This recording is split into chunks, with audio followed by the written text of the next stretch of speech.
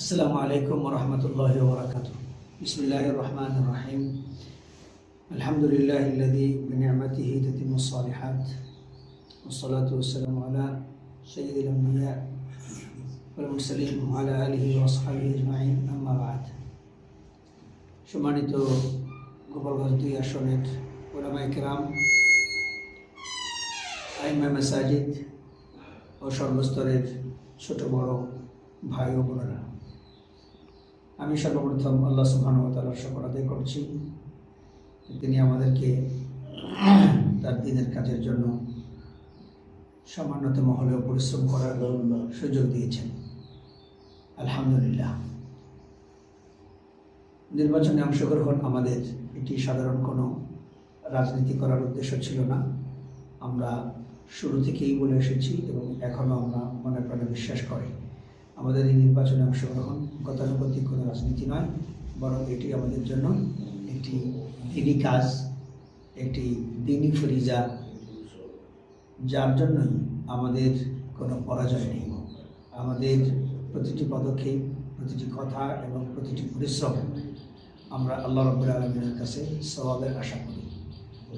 আমরা অধিকাংশ বয়ান বক্তব্যে এই কথাগুলো বলেছি এবং আমাদের মুরব্বী উলামায়ে কেরামও আমাদেরকে এই বিষয়গুলো বলেছেন। অতএব এই নির্বাচনের অংশগ্রহণ এটি আমাদের ফলাফল যাই হোক না কেন, আমাদের ধর্মীয় দৃষ্টিকোণ থেকে কোনো পরাজয় নেই, বরং আমরা আল্লাহ রাব্বুল আলামিনের কাছে সওয়াবের আশা করব এবং ফলাফল যাই হোক আল্লাহ পাকের পক্ষ থেকে আমরা তার প্রতি সন্তুষ্ট থাকব।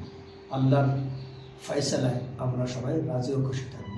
এটি আমাদের দিন, এটি আমাদের ধর্মের শিক্ষা।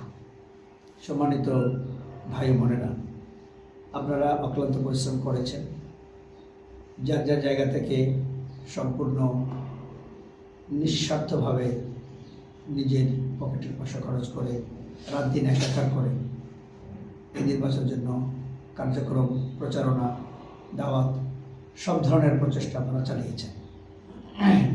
কিন্তু এটাও মনে রাখতে হবে, নির্বাচনে অংশগ্রহণ মানেই জয়লাভ করা নয়।